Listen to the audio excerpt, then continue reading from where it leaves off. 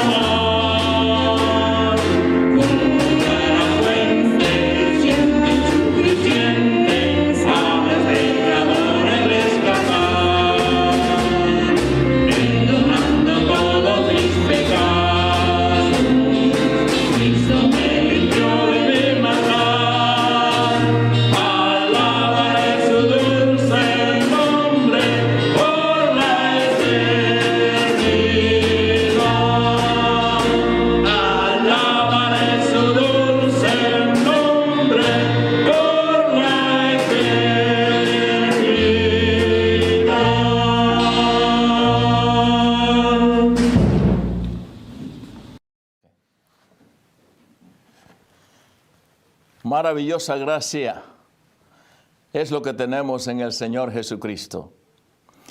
Y eso es lo que voy a estar hablando esta mañana. Cómo vivir durante el sufrimiento.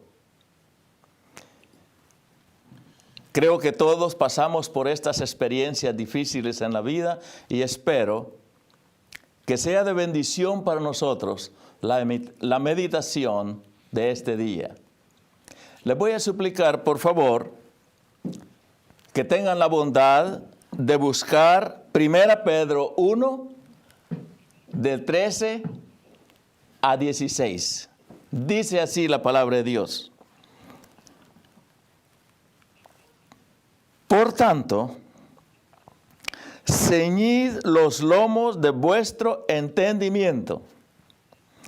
Sed sobrios y esperad por completo en la gracia que se os traerá cuando Jesucristo sea manifestado.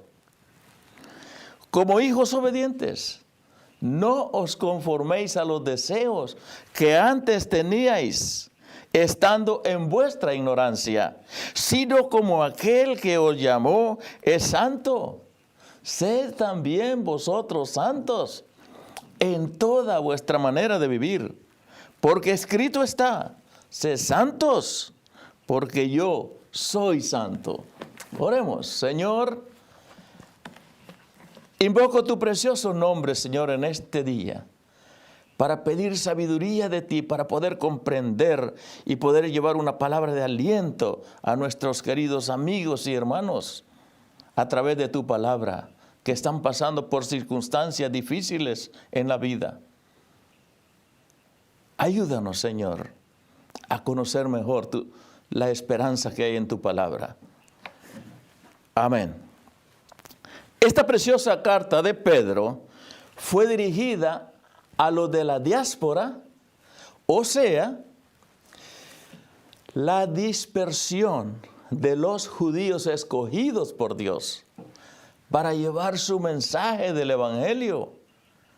Estos creyentes que estaban sufriendo una terrible persecución, y todo por la profesión de la fe puesta en Cristo Jesús.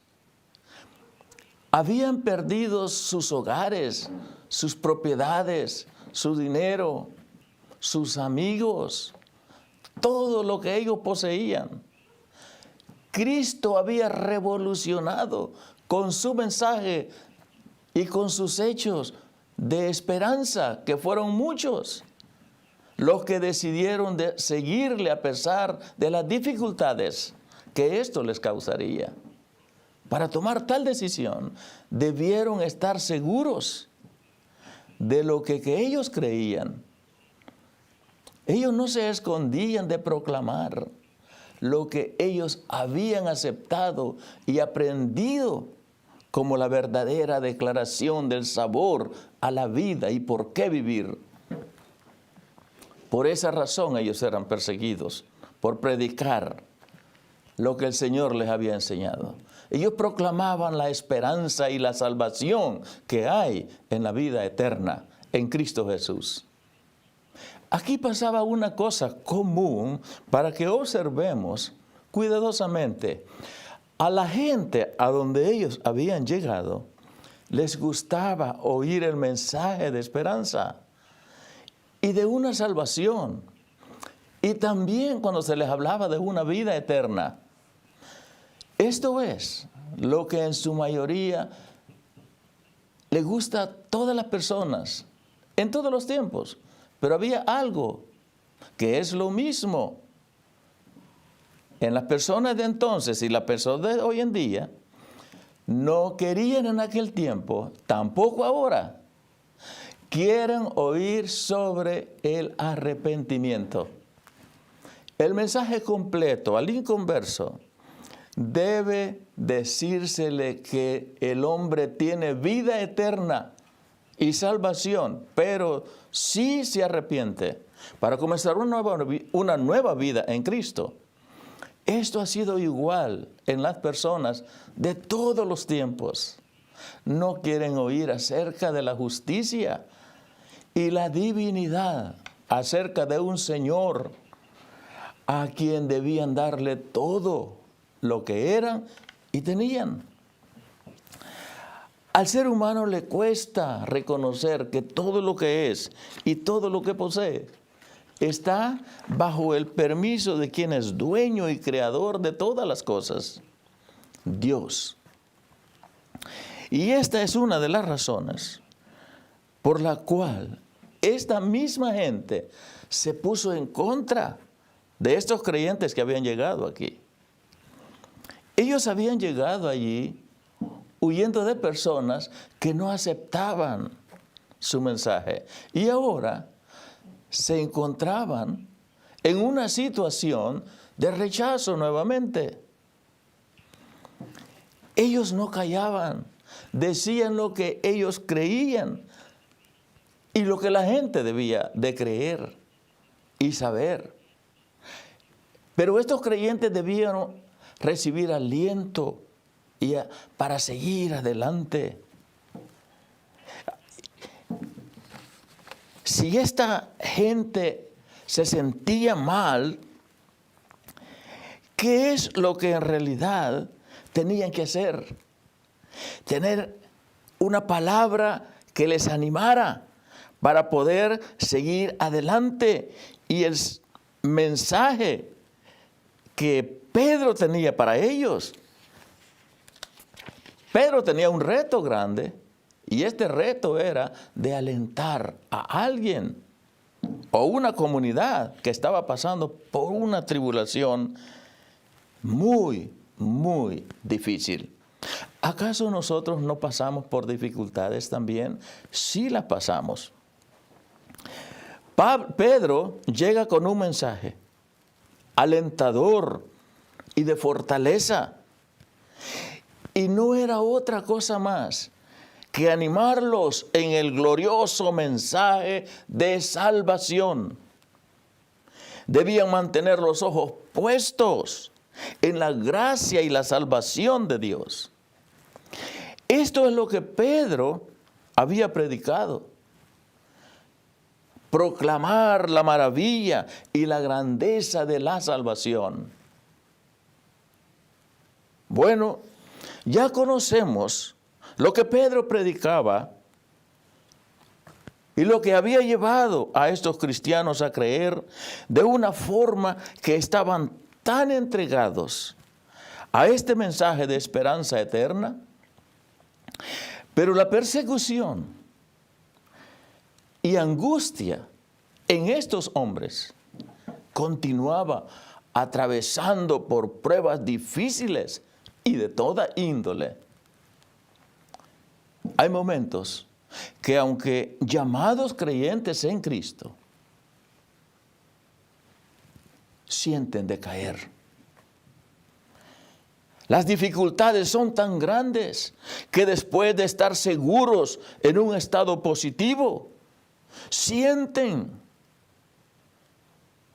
que la adversidad es tan grande que poco a poco están pasando a un estado de negatividad. Y estoy hablando de creyentes. En su mayoría de personas, lo más difícil es rendirse y volver al pasado, volver atrás. Pero pocos, muy pocos, estoy hablando de creyentes, se preparan intelectualmente para detenerse y pensar y poner la mente en Cristo, dedicando sus vidas a Dios, concentrándose en servir de una mejor forma a ese Dios en quien hemos confiado y que hasta ese momento nos ha demostrado estar con nosotros. La fuerza de la mente está en la fe que tengamos. Si esta es fuerte en el individuo o en el creyente, esta persona está capacitada espiritualmente para enfrentar las desilusiones que presenta la vida. Y la fe del creyente debe estar siempre fuerte, confiando en la presencia y poder de Dios, obrando en su vida. Por lo tanto, la buena relación con Dios es importante en el creyente. Debemos concentrarnos y prestar atención a tres cosas en particular. Primero, concentrarse en la gracia que está por venir y en la salvación de Dios. Segundo, debemos concentrarnos siendo sobrios. Tercero, debemos concentrarnos en la santidad. Ya hemos dicho que nosotros no merecemos la salvación. Ese es un favor tan grande que solo Dios lo puede dar. De otra manera el hombre no lo puede encontrar, no puede encontrar. Si nos encontramos en momentos circunstanciales como los que he descrito en estos hombres, confiamos en el poder de Dios.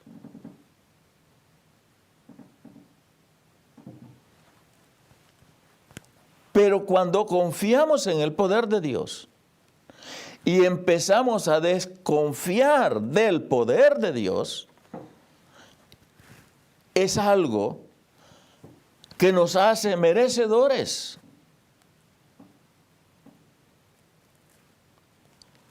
de otras cosas.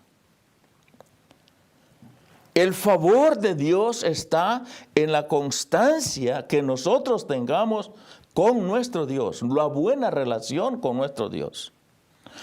Pero si las dudas nos llenan,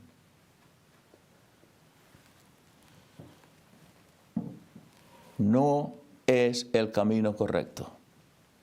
Ahí empezamos a fallar.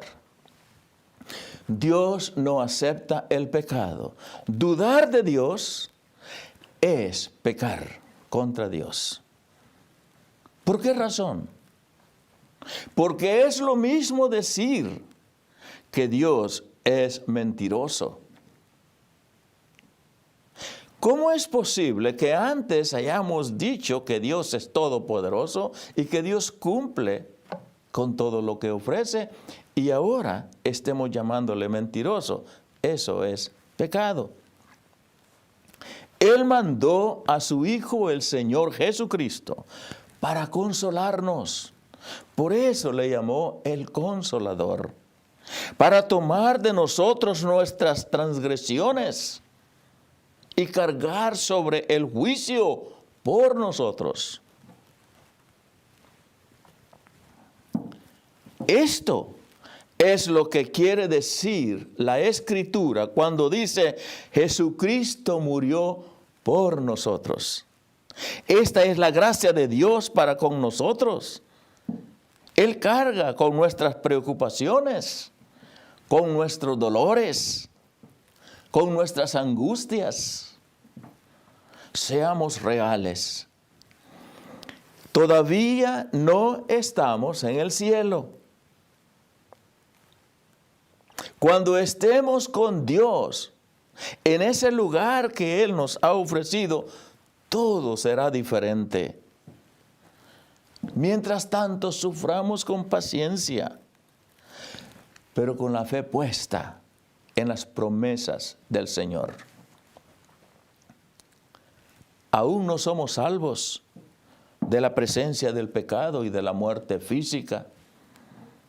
Todavía vivimos en este mundo y en la presencia del mal y de la corrupción.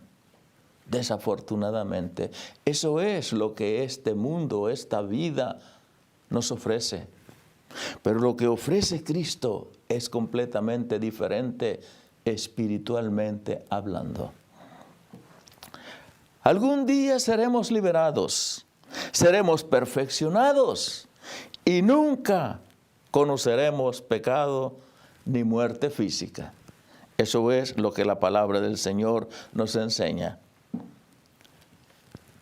Pero dije anteriormente, seamos reales. No estamos allá todavía. Aún en nuestro sufrimiento y aflicción, de una cosa debemos estar seguros, y esta es de esperar ese día cuando Dios decida llevarnos a su presencia, que será la gloria de nuestro Señor Jesucristo. Ese día vendrá, no hay ninguna duda. No sabemos cuándo, pero sí sabemos que vendrá ese día. Hagamos 3 cosas de acuerdo a la porción que acabo de leer. Primero, ciñamos nuestros lomos de entendimiento. Seamos sobrios, seamos pacientes, esperando la salvación de Dios. Una salvación que será eterna. ¿Qué quiero decir o qué quiere decir la Biblia con ciñamos los lomos de entendimiento? Quiero hacer una referencia en los tiempos de Pedro. Los hombres usaban túnicas y un cinturón alrededor de su cintura. Cuando estaban realizando una tarea, se levantaban la túnica y la ataban debajo del cinturón para que la túnica no obstaculizara el trabajo que ellos estaban haciendo. De igual manera, el creyente debe ceñir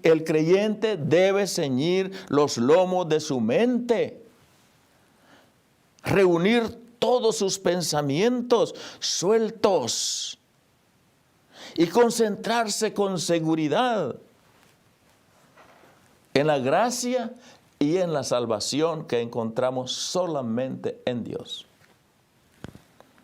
Por ejemplo, el hombre debe esforzarse por controlar cada pensamiento que trae una desviación a su buena relación con Dios, dejando de concentrarlo en la esperanza que ha encontrado en Cristo. Así podemos, por ejemplo, mencionar la mentira,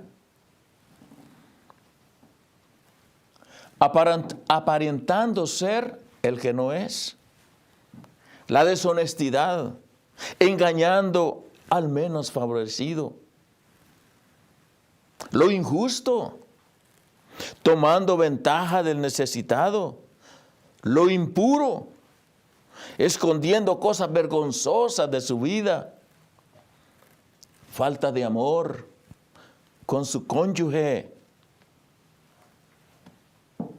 o con su familia también, la desatención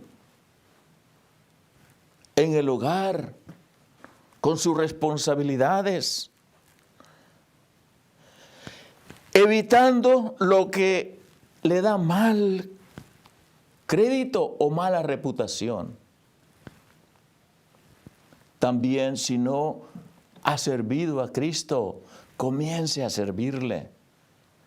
Cristo nos ha escogido, nos ha llamado para que seamos testigos de lo que nos da seguridad, de lo que nos da esa esperanza de creer por la cual creemos en Cristo. Compartámoslo. Cuando nosotros tengamos esa seguridad, compartámoslo con otros. Y así estaremos sirviéndole a Cristo. Recordemos lo que las Escrituras nos expresan. No debemos permitir que nuestros pensamientos anden a la deriva y den lugar a pensamientos mundanos y de lujuria. Debemos concentrar nuestros pensamientos en cosas de virtud y de alabanza a Dios. Quiero que pensemos en las palabras que Pablo dirigió a los de Corinto en su segunda carta, en el capítulo 10, versículo 3, 4 y 5. Dice así: pues aunque andamos en la carne, no militamos según la carne, porque las armas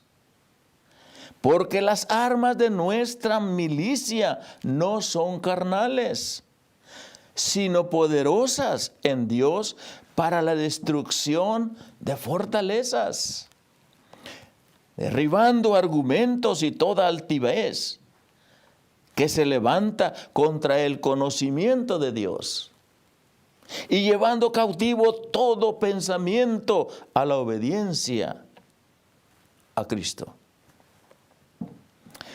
Debemos concentrarnos siendo sobrios. La palabra sobrios encierra dos significados para entenderlo mejor. Primero podríamos decir no intoxicándonos con alcohol o con drogas.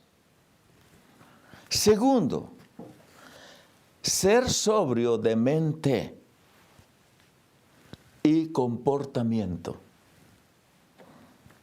Ser controlado en todas las cosas.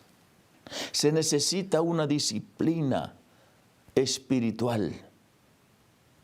Se necesita constantemente estar leyendo la palabra de Dios para poder creer todo el tiempo la promesa de Dios.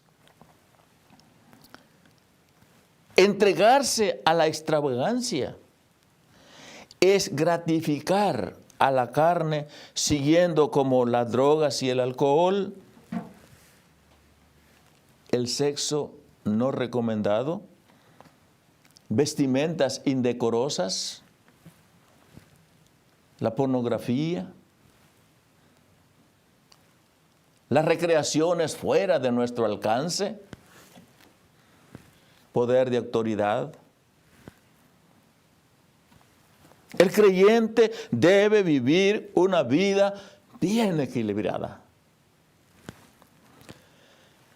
Vamos otra vez a Pablo, cuando él hablaba a los de Tesalónica, en el capítulo 5, versículos 6, 7 y 8. Dice así: por tanto, no durmamos como los demás, sino velemos y seamos sobrios. Pues los que duermen de noche duermen, y los que se embriagan, de noche se embriagan. Pero nosotros, que somos del día, seamos sobrios, habiéndonos vestido con la coraza de fe y de amor, y con la esperanza de salvación como yelmo. Es importante tener esperanza de la gracia y de la salvación de Dios. En las personas hay dos esperanzas.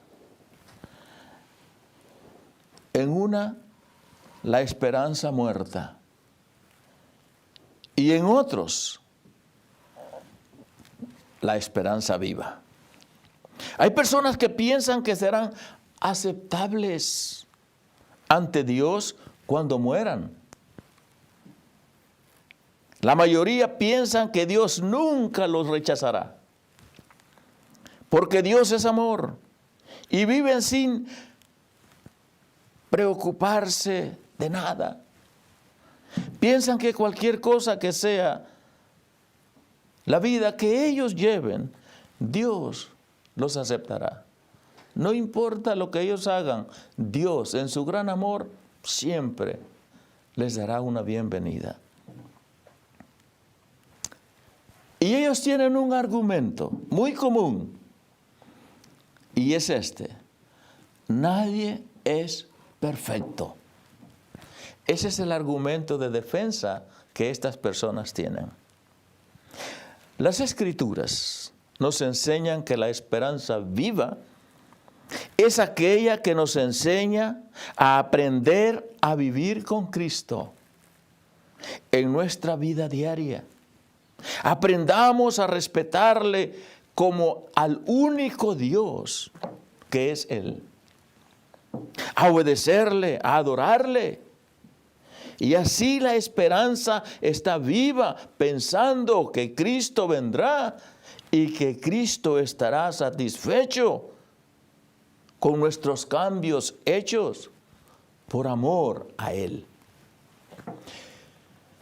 Primera Juan, capítulo 3, versículos 1, 2 y 3, dicen así: mirad, cuál amor nos ha dado el Padre para que seamos llamados hijos de Dios. Por esto el mundo no nos conoce, porque no le conoció a Él. Amados, ahora somos hijos de Dios y aún no se ha manifestado lo que hemos de ser. Pero sabemos que cuando Él se manifieste, seremos semejantes a Él, porque le veremos tal como Él es. Y todo aquel que tiene esta esperanza en Él, se purifica a sí mismo, así como Él es puro. Esta es la esperanza viva. Saber que lo que nos espera es cierto. ¿Qué cosa más grande puede haber que se pueda aún comparar? Mucho menos a superar. Estar con Cristo. Ese es el mensaje que estos hermanos llevaban y es el mensaje que debemos de entregar a las personas. Cuando la persona está viviendo en el pecado,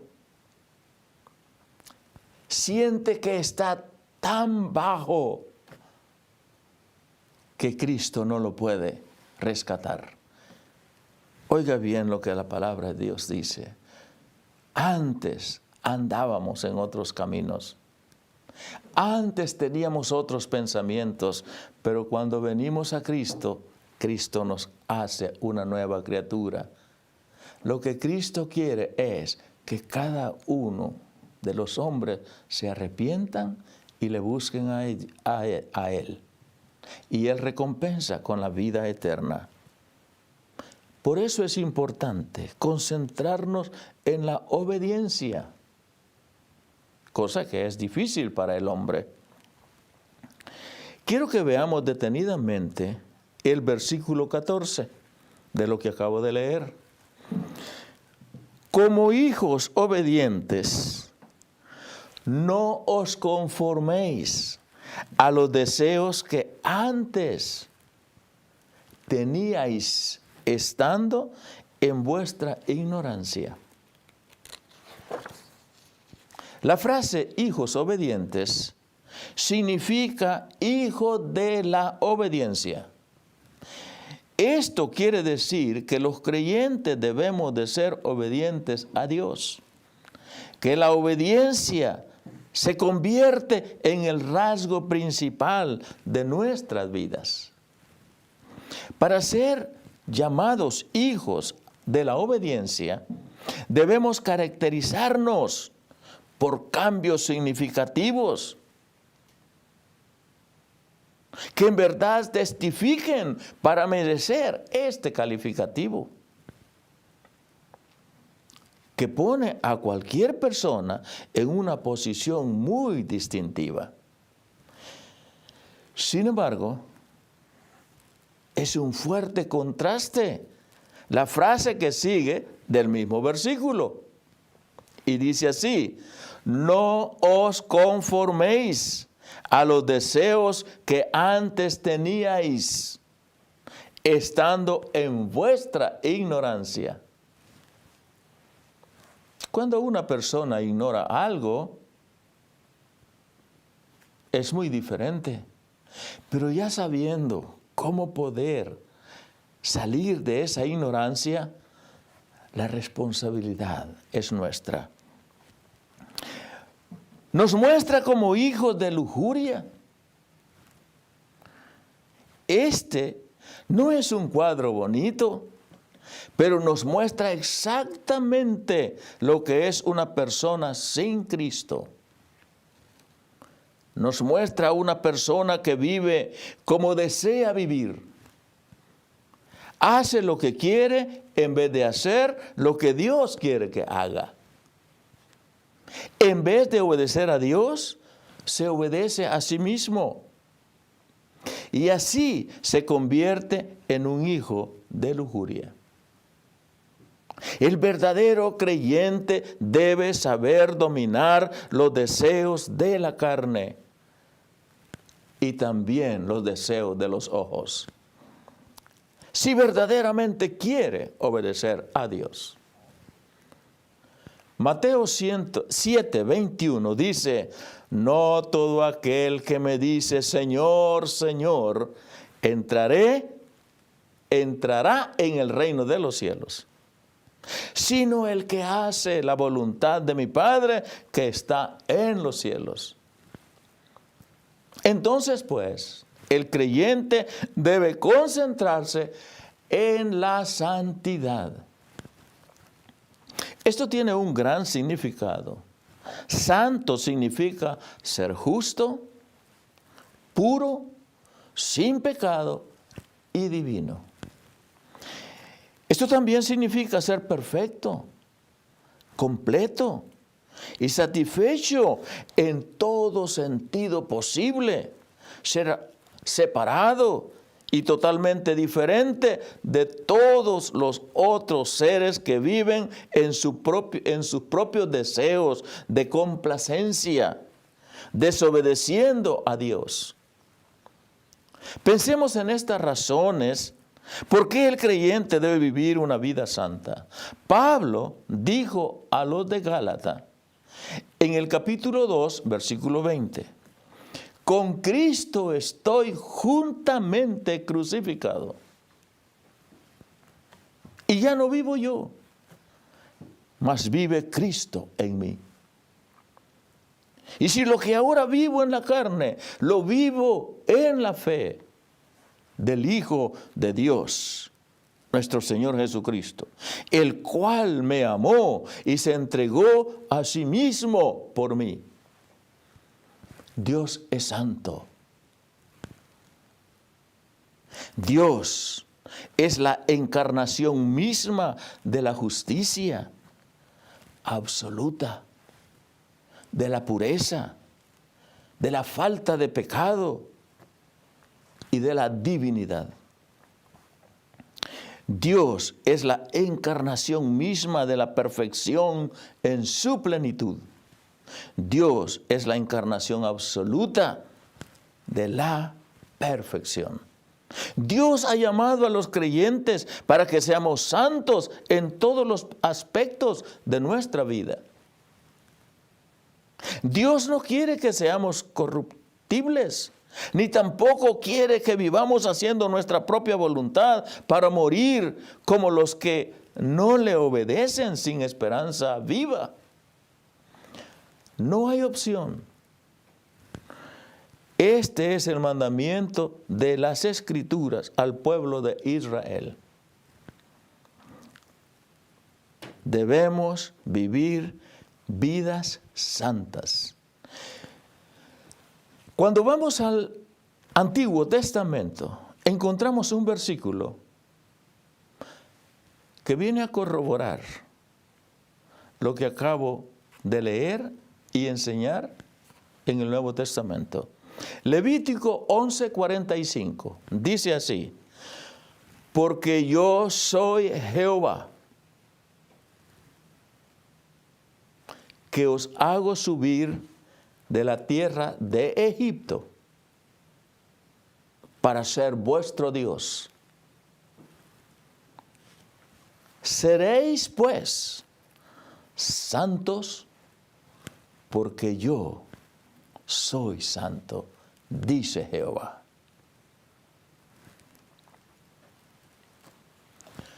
No podemos cambiar lo que Dios ha dicho y lo que Dios ha hecho. Solamente con la ayuda de Cristo podemos ser nuevas criaturas,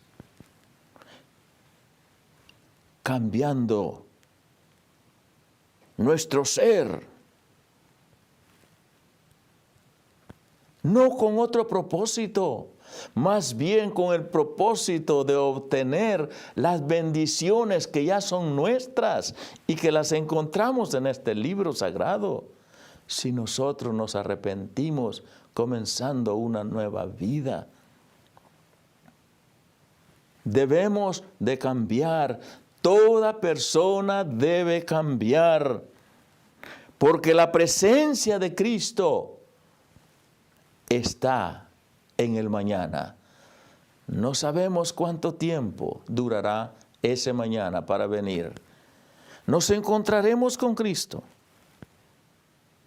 y allí sabremos si hemos cambiado o no hemos cambiado, porque Jesucristo nos aceptará o nos rechazará. Dios quiere que usted tenga vida eterna. Esa es la divina gracia de Dios. Ofrecer la salvación. Yo no le voy a contradecir. Es difícil aceptar nuestros errores. Pero con la ayuda de Dios podemos cambiar. Y la felicidad vendrá para nosotros, para nuestro hogar, para nuestra comunidad. Que la gracia del Señor sobreabunde en cada uno de ustedes. La decisión es suya. La palabra de Dios es expuesta. Y el amor de Dios siempre le espera con los brazos abiertos. Me gustaría orar por usted. Bendito Dios, te doy gracias, Señor, porque nos das la oportunidad de poder respirar y decir que tenemos vida física para poder compartir, Padre Santo, las buenas nuevas que tú nos viniste a dar. Ayúdanos, Señor, a continuar con este ministerio. Bendice tu palabra, que es sembrada en el corazón de todas las personas. Señor, quiero pedirte de manera muy especial por aquellas personas que oyen tu palabra, pero que se resisten, pero que saben que tú les amas. Señor, dales esa fuerza espiritual para que puedan tomar una decisión de aceptarte a ti como el Todopoderoso que da salvación y una vida eterna. Ayúdanos, Señor, para cuando tú nos llames, estemos listos para vivir contigo eternamente. Bendice, Señor, a aquellos que tanto espiritualmente como físicamente están enfermos. Guárdales, consuélales, ayúdales, Señor, para que esta palabra pueda ser de aliento. En tu precioso nombre, Señor, te pido estas cosas. Amén y amén. Que el Señor le bendiga y gracias por permitirnos llegar a sus hogares. Amén.